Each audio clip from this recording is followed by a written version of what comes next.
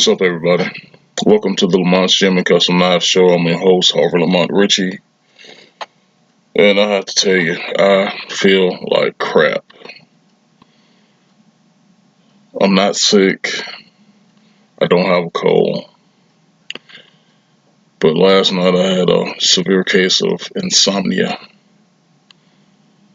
I went to bed probably about 10, tossed and turned, couldn't sleep, watched a little TV, got up about 12.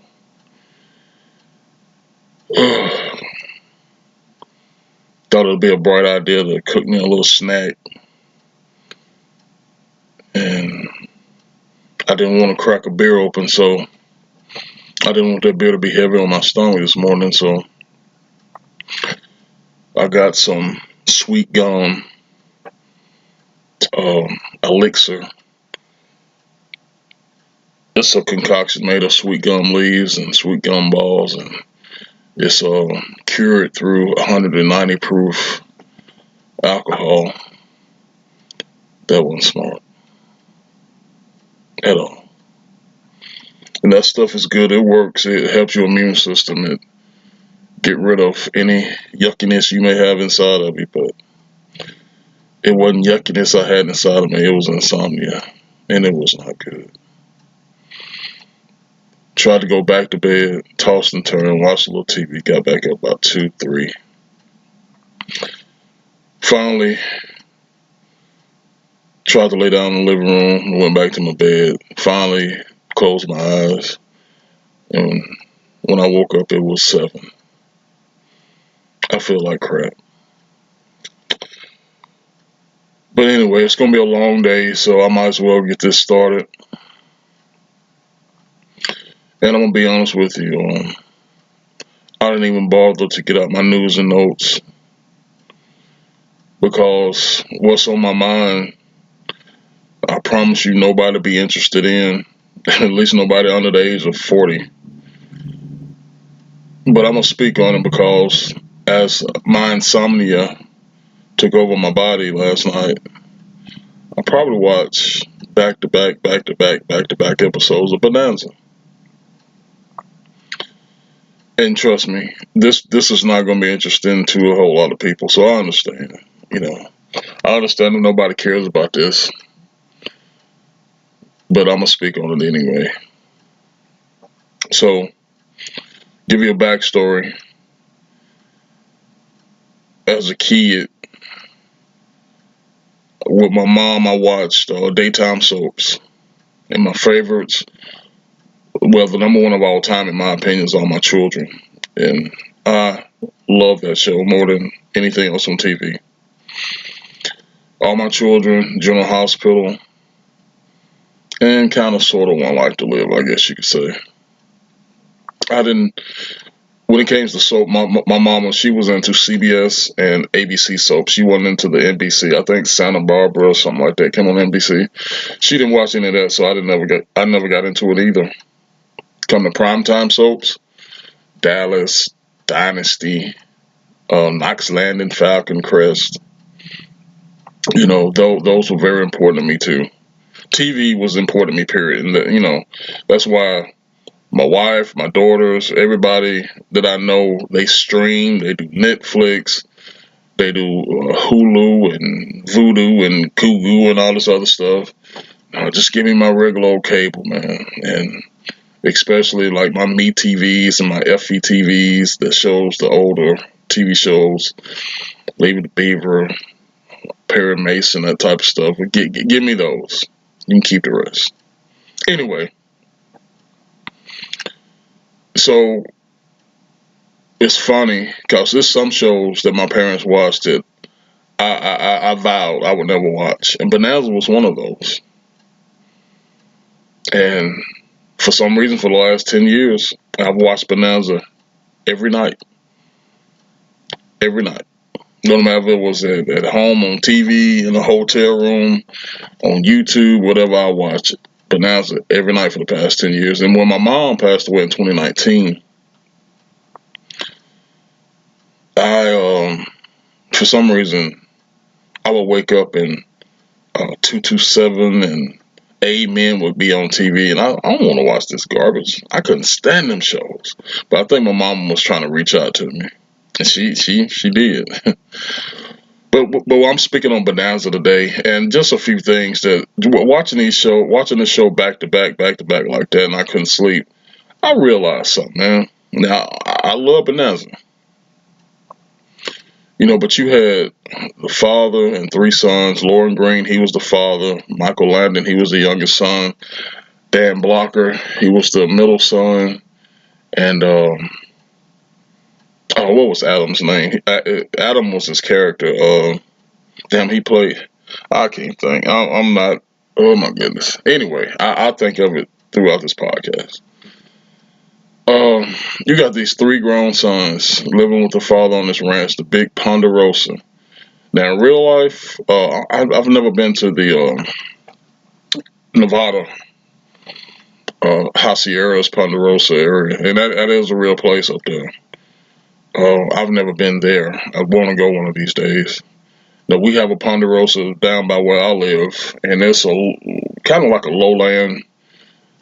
Got a lake, and probably about 12, 13 acres out there. It's a beautiful area. It's not known publicly. That's where we used to go play. Well, my cousins and them used to go play softball, and it was a little bootlegger down the street, and they partied and did all that type of thing. But the real life Ponderosa in Virginia City, um, I want to go visit one day. Now you got this father raising three sons on this big ranch. Their primary sources of income was cattle and timber. And, being a fictional show, they can add a few things, take away a few things. And, but I just wondered, why didn't these guys, no, okay, you're bachelors. I'm assuming Lauren Green was in his 40s or 50s. No, he had to be in his 50s. 50s. Um, um, Adam had to be in his 30s. Um, Hoss had to be in his either early 30s or mid 20s, and Lil Joe early 20s. Now, as a man, and I know this is fictional, but damn it, let me just get it out. As a man, don't you know that they had to be getting some tail somewhere? Somewhere. I know they go to the bar. Not sure what they call it back in them days. Uh,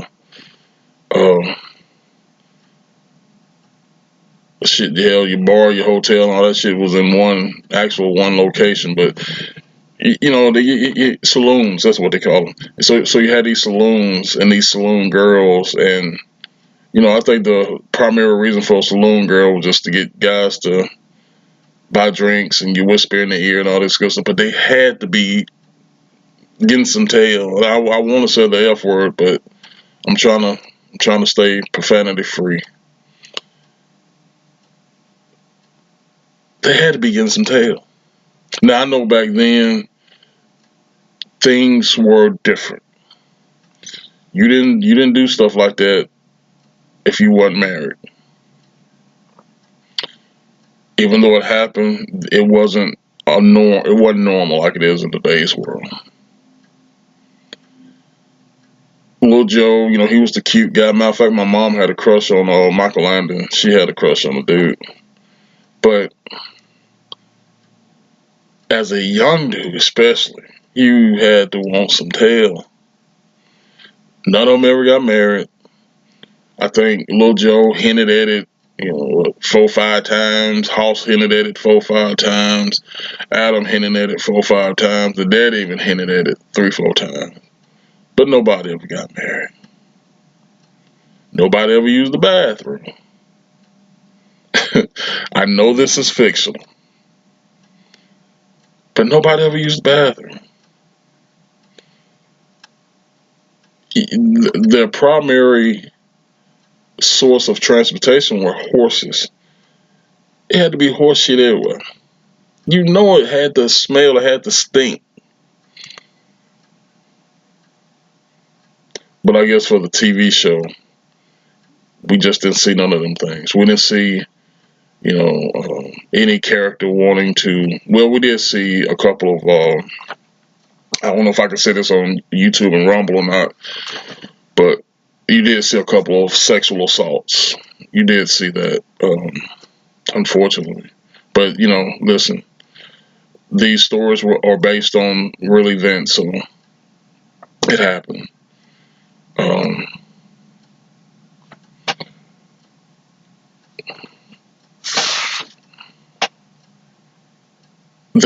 house would always bring somebody home, some limping puppy, somebody in need. Little Joe would do the same. As a matter of fact, all of them brought somebody in need home, whether they saved their life or did this or did that. And listen, I know it sounds like I'm complaining. I'm not. I love every single bit of it.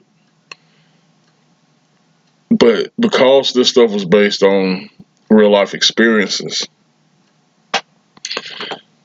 I just wonder, man. Even back, I know that hell, the show was. I think it ran from '59 to '72.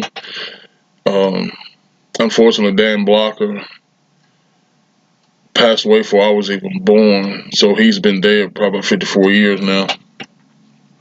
I think he died in '71, maybe in '72, but it was unfortunate. I never shared this earth with him, and that's a big thing. I tell my wife, you know, a lot of these old movies and old TV shows, well, I have Dish Network, and you can basically get the actors or actresses' history.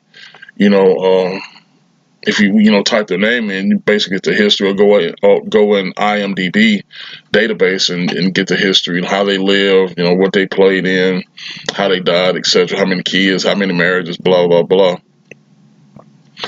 And that's one of the most interesting things because in an earlier podcast I did, and I compared the women of the 50s and 60s, compared to the women of today,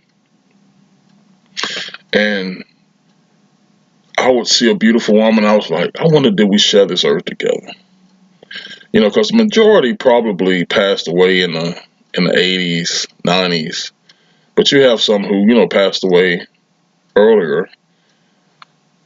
And I was just like, I'm just curious, did I share this earth with any of these people? No, in real life, I probably would have never met any of them, but you know, when I used to be, I've never celebrated celebrities or anything like that. I've never been starstruck. These some bitches bleed like I do, so that never that was never me. But I always wondered, this cat from wherever, oh yeah, he was in Birmingham, Alabama, so we were in the same state. We may have been in the same area, blah blah blah.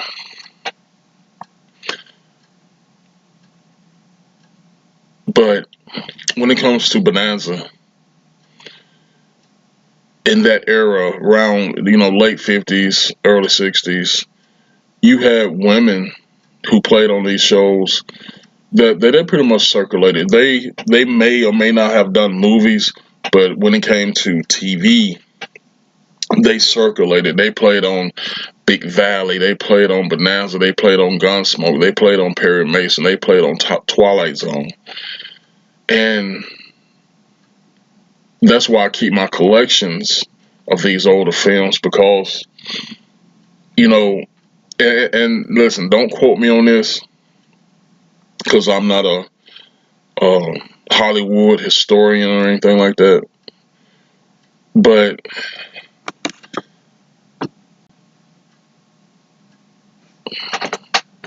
I think TV may have been, may have been the reason that you have your Emmys. Because I know you have daytime Emmys and I know you have nighttime Emmys, or primetime Emmys as they call it. And I'm assuming back early in the days, of Hollywood, they had the Oscars and the Tonys and all this other stuff. But when it came to TV, that was a different animal. They were still actors, they were still actresses, but TV was way different. The production was different. It was way different from movie production. And you had women, primarily women. You had some guys too, but they were created for daytime and nighttime television. And that's one thing I do appreciate about what I call the Middle Ages of TV. If you go back to the 20s and 30s, I think that's considered a golden age. One of my favorite actresses who played in Going with the Wind, and she recently passed away, I think in 2020, 2021, something like that. Um, Beverly, I can't pronounce her last name. I'm not going to butcher it. Um, they considered her at that point in time one of the last of the golden age of Hollywood. So that's why when it comes to women of the 50s and 60s, I call them the middle age women of Hollywood. And like I said earlier, they pretty much circulated between TV shows and that type of thing. That was pretty big on daytime too. You had a handful of characters or actresses and actors who went from soap opera to soap opera, but um, your your most famous, I guess you could say, most famous, your most um, accomplished actors and actresses, they pretty much stayed on the same, soap opera. Like David Canary and Susan Lucci, they were the face of All My Children, and I think Susan Lucci has had several heart attacks and stents.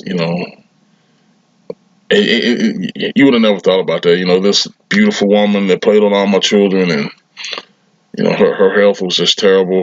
David Canary, which played Adam on All My Children, one of my favorites.